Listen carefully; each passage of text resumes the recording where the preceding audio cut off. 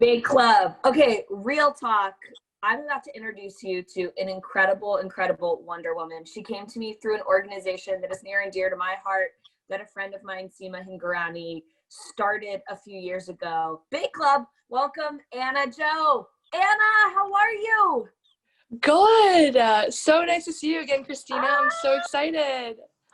Okay, so Bake Club needs you in their life for a bunch of different reasons, which they're gonna find out soon enough. But Bake Club, Anna is crushing her pursuit down a professional career in a relatively male-dominated industry, investing. And I met Anna through Girls Who Invest, an incredible nonprofit organization that Seema started a few years back. Anna, we're so pumped to have you on. I have like my checkbook at the ready. I have like my notepad ready to go because something tells me we're going to learn a lot from you today. What are you going to teach us? Yeah, well, two of my favorite things are definitely baking and investing. And today we're going to focus on investing. We're going to talk a little bit about being female in this industry, like you just said. I'll hit on some buzzwords that we can all take away and just chat a little bit, Investing is really fun. I love it. I already feel like I'm in good hands because you're making me feel like I'm going to have a great time around a concept that not a lot of people know about, investing, or perhaps know some about. But for me, my reality is I always wish I knew more. I have my realities of my own personal finances, of growing Milk Bar by raising money and by being financially savvy. And I'm so excited to learn so much more from you. Okay, so we're like, my assumption based on my own reality is that as kids, as teenagers, as adults, we're all trying to forge our own paths. We're trying to figure out what it is in life we can do every single day and be really excited about it. So I'm curious, when you first were growing up, what is it that you thought you wanted to do for a living as a profession? Like when the adults go like, Anna, what do you want to do when you grow up? What was your answer? Yeah, I mean, growing up, I was born and raised in Boston.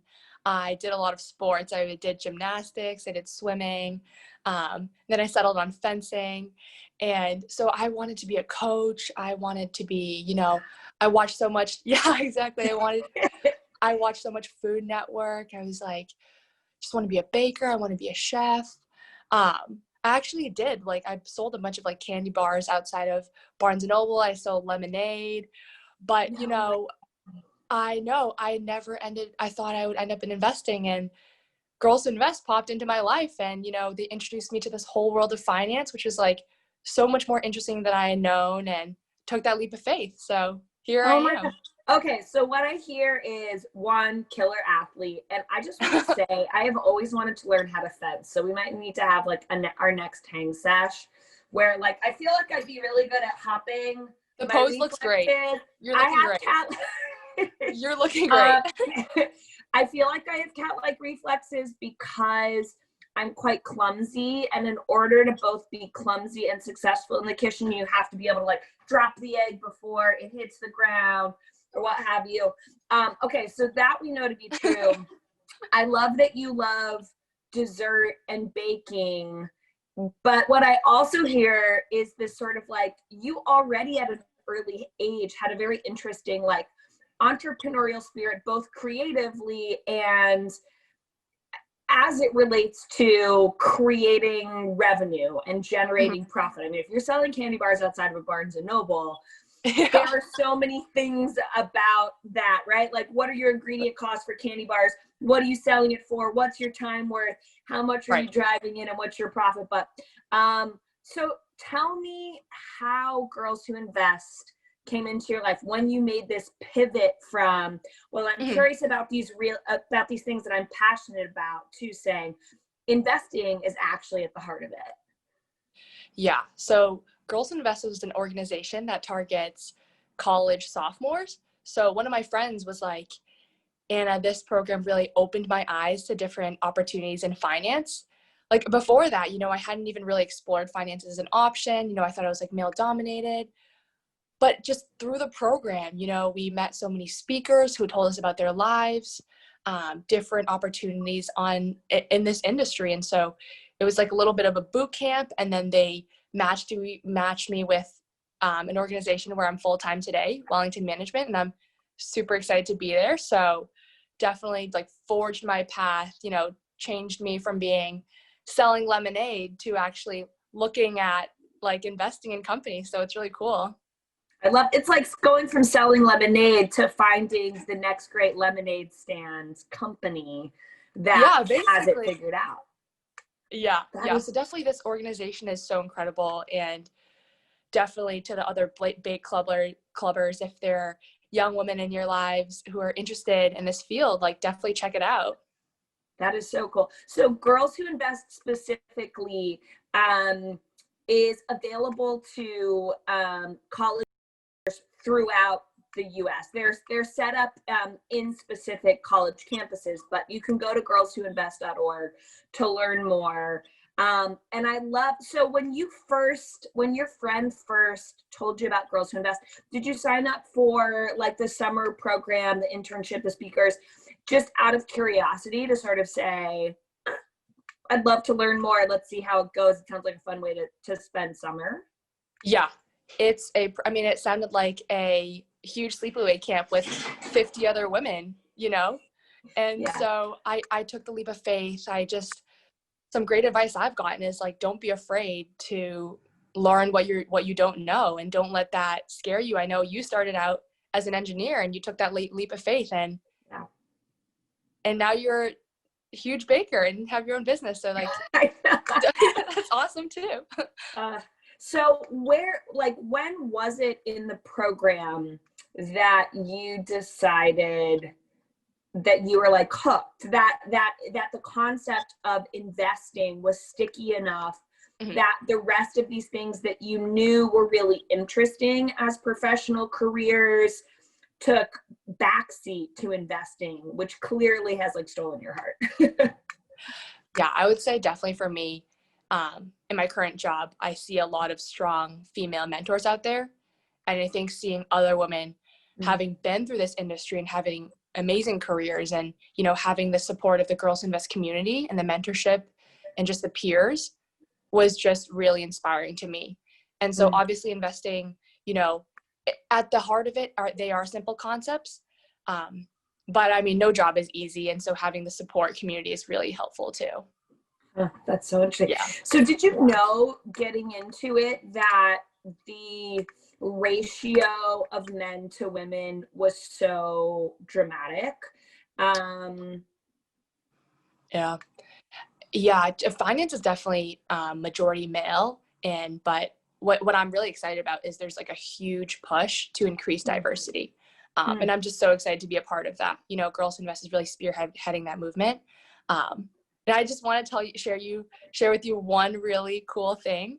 The firm I'm at, our next CEO is going to be a woman, and it's Jean Hines, and she's an amazing investor, and that's really, really exciting.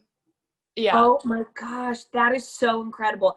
I mean, working my way up in kitchens, super male dominated, diversity looked like something very different.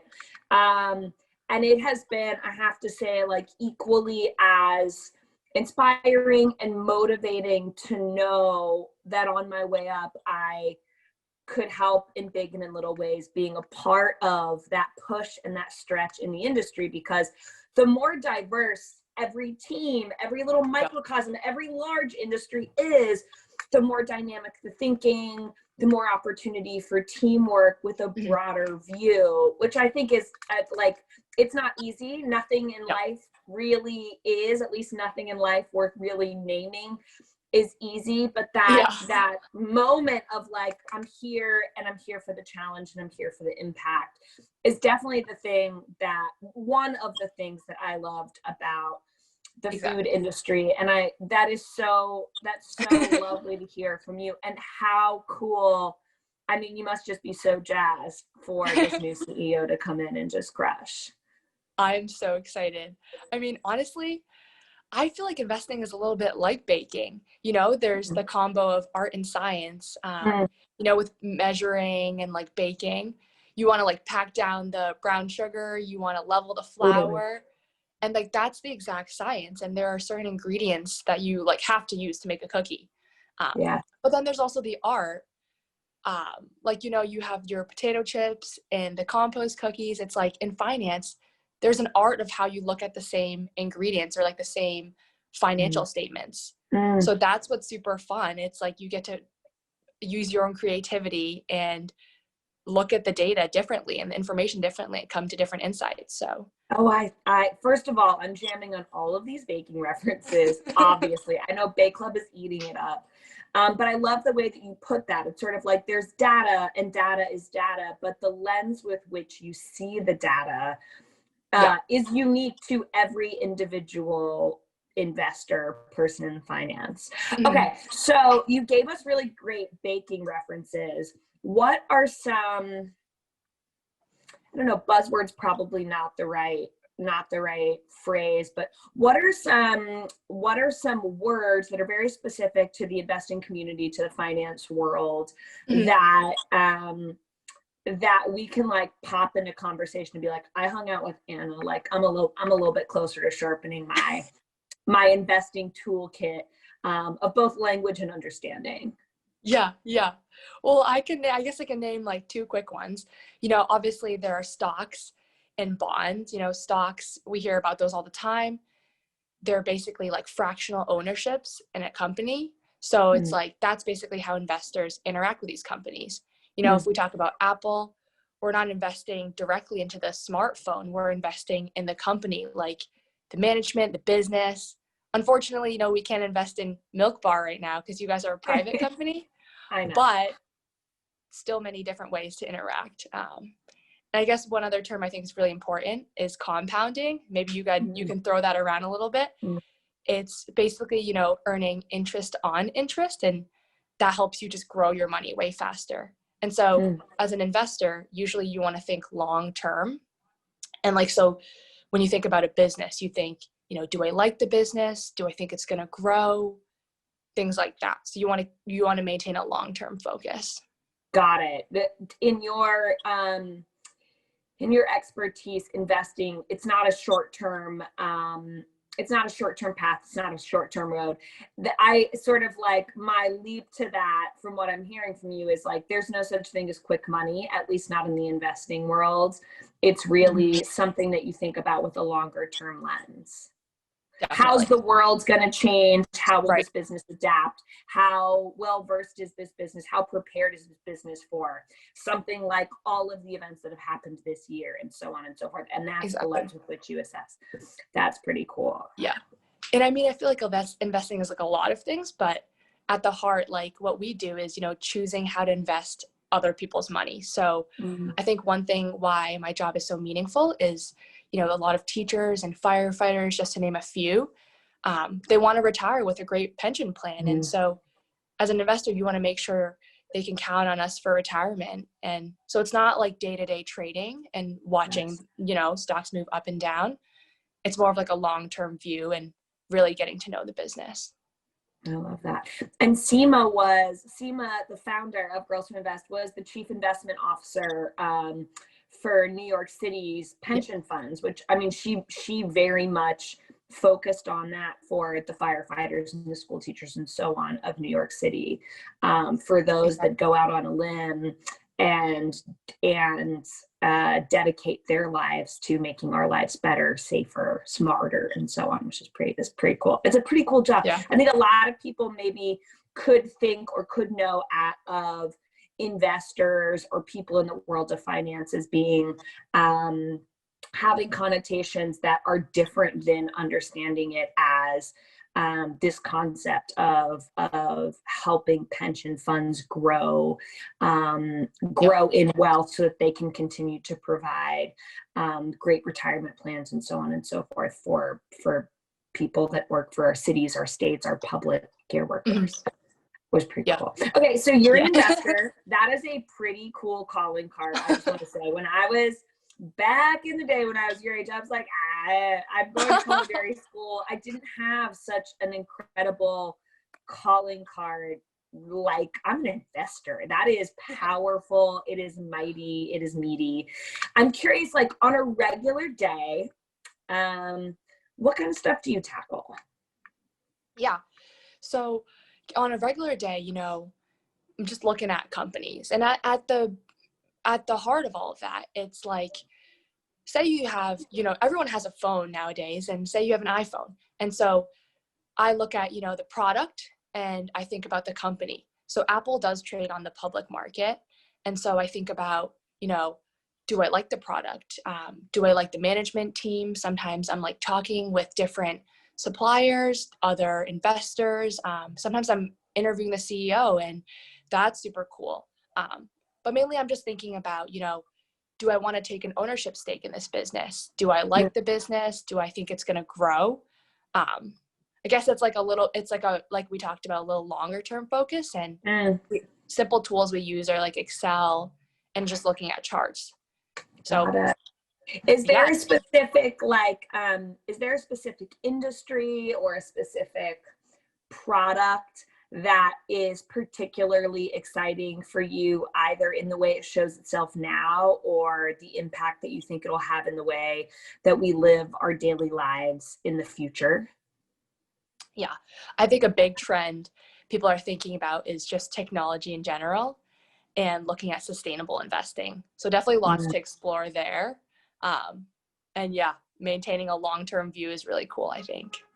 That's so, I mean, it sort of like forces you to really think about the future. How are we going to live? How are we going to interact? What's going to be important to us? How is it going to affect the way we set our alarm, wake up in the morning, go about our daily routines, and so on? I think it is a byproduct of a really cool job. I'm thinking about like, what's going to be delicious? How do I make this texture? Yeah. How do I elicit emotion? But it is more because of the nature of baked goods. It's perishable. The texture changes over 2 or 3 or 4 days. So though I'm for sure thinking, what do I want? What is Milk Bar's dream? What do I share with the team? Where are we going? How do we be best prepared to do that? The heart of it is in this like highly delicious, perishable baked good. We think about things like the price of butter, the price of eggs, the price of flour, things that are fundamentals to us doing our work. And we go like, how is the world going to change? How's farming going to change? And so on and so forth. But the root of it is it's short-sighted by comparison. And I think it's got to be so cool to always be thinking about the future as it relates to like more of the mass population, to like habits and rituals, and what will we be doing in 5 years or 10 years from now, and how will we be doing it? That's like the spirit of it for you.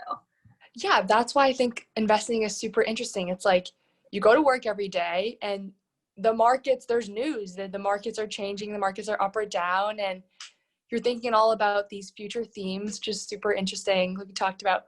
And also, if you just look at, phones, like, do we really use landlines anymore? Like, I feel like that was just 10 years ago, and things are changing so rapidly. So I'm just curious to see what's in the future. Like, what are the next generations going to be using, Yes, it's so cool.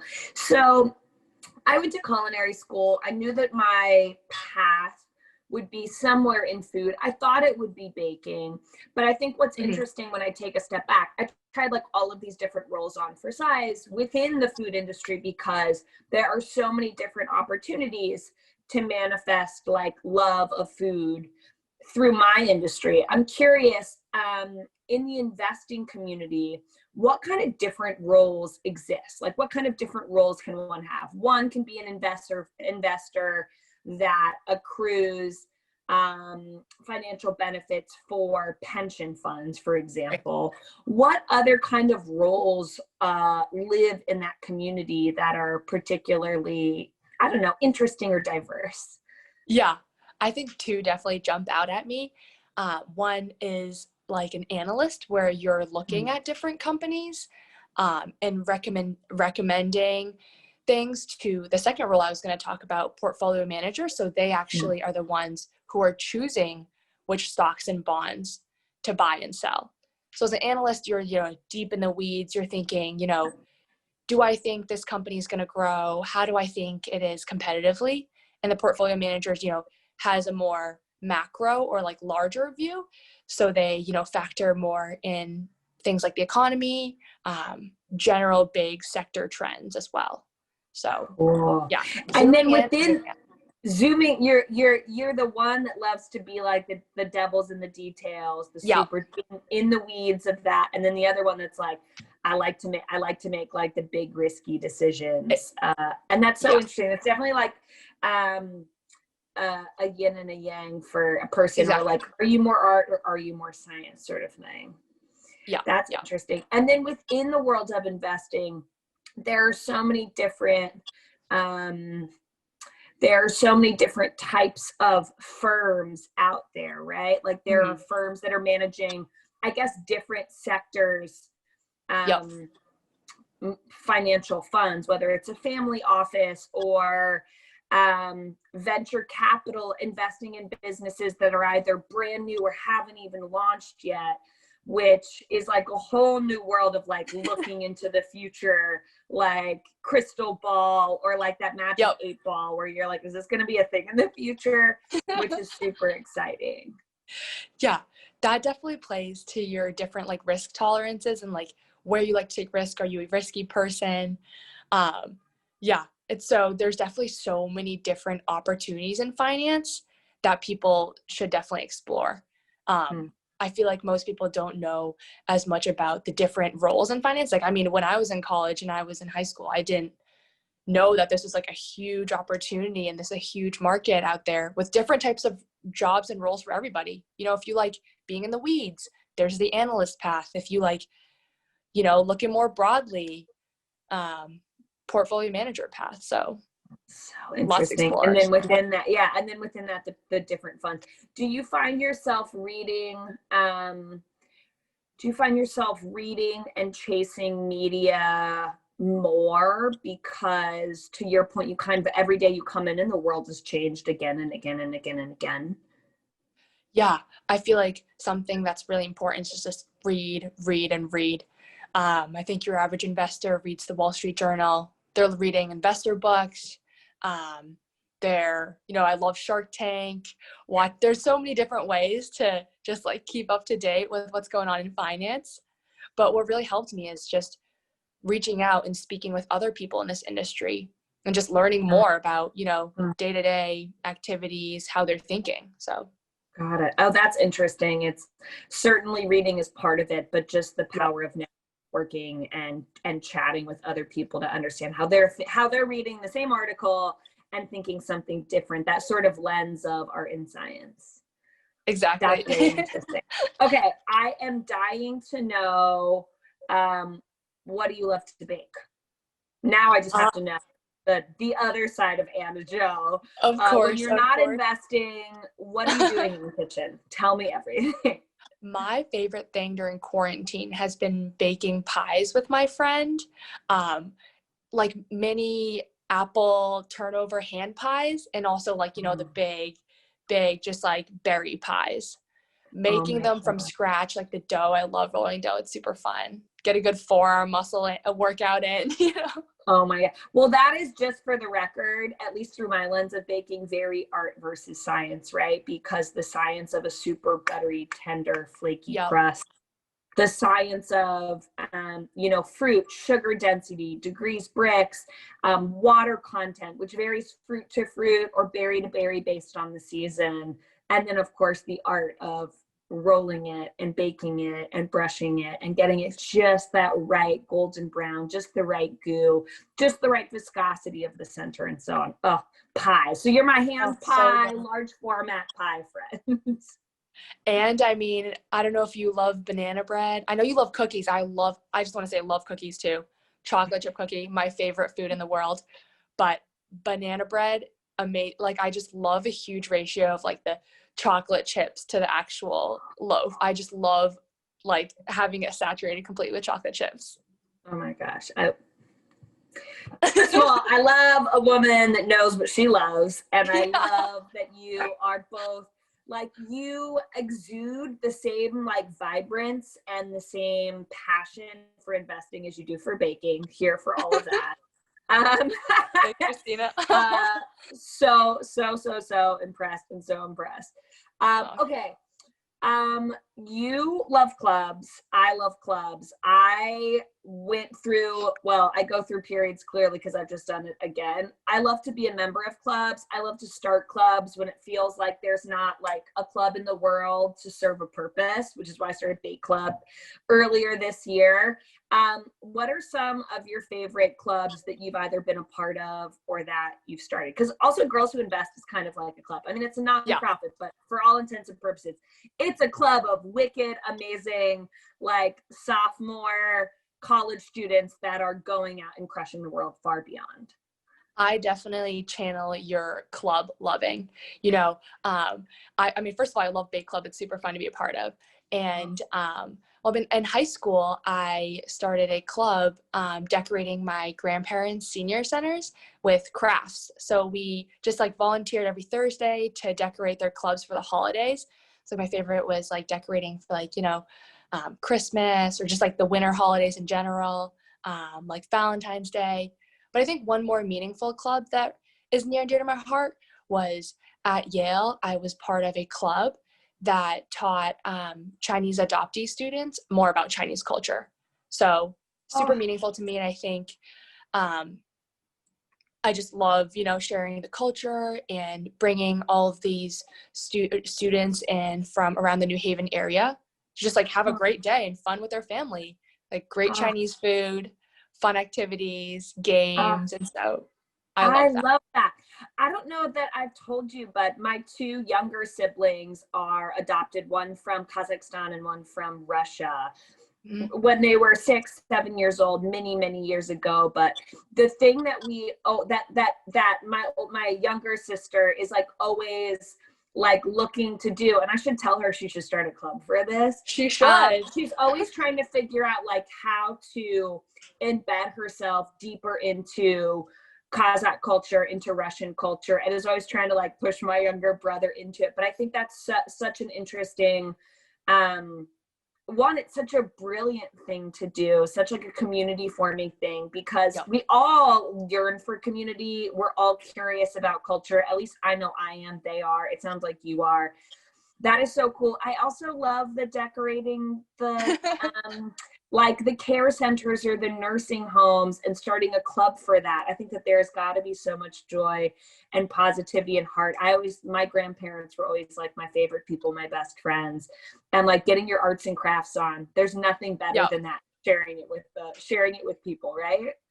I know, it's definitely so fun. I mean, there's so many ways you can interact with culture, and you know, there's food and through baking. So I bet you and your siblings do that as well. But there's also, you know, there's 100%. Also My younger sister will be like, "Hey, Christina, I need you to make me this honey cake. Apparently, it's like, you know, like it's a really big thing in Russia, and I didn't have it." And I was like, "Okay, Shabak, I'm on." You know, but that sounds amazing. Exploring these things together through food, through tradition, through crafts is just, I love that. Exactly. Oh my gosh, Anna. You are just like a force of nature. I wish that we weren't. I'm in California right now, and I wish that on a super secret mission. And I wish that I'll be back on the East Coast soon enough. But I'm trying to show up and decorate some places for the holidays with you. I'm trying to talk more about investing and where you think this world is going. I'm trying to get down and support in every way, big and small. Get some, like, let's call it chocolate chip bread with a little bit of banana. For real, that's what I'm going to start using that. I'm going to start saying that's my favorite food, you know? Yeah, you're like, it's chocolate chip bread. There's also some banana in it. I love that. I love that you march to the beat of your own drum. I love that you just have such a wonderful outlook on everything. You're not afraid of a good challenge, but you also know what is important to you. I feel so inspired. I just might have to go out and start like 2 more clubs because I feel like there's so much more meaning for me in why I wake up in the morning and what gets me going. And you have just like re-energized that in me. Thank you so much for joining us on Bake Club. Bake Club, Anna Zhou, get after it. Yay. Show up for our girl, support, bake some chocolate chip bread with a little bit of banana. Be smart about those investments. It's art versus science. Give yourself a few challenges. Start a club. I mean, there's so much there.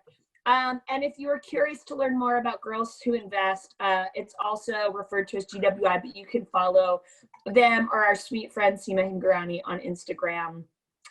Show up and be a game changer. Create a more diverse workplace, club, community, whatever you are a part of that's interesting to you to chase after. Anna and I are cheering you on, Bake Club.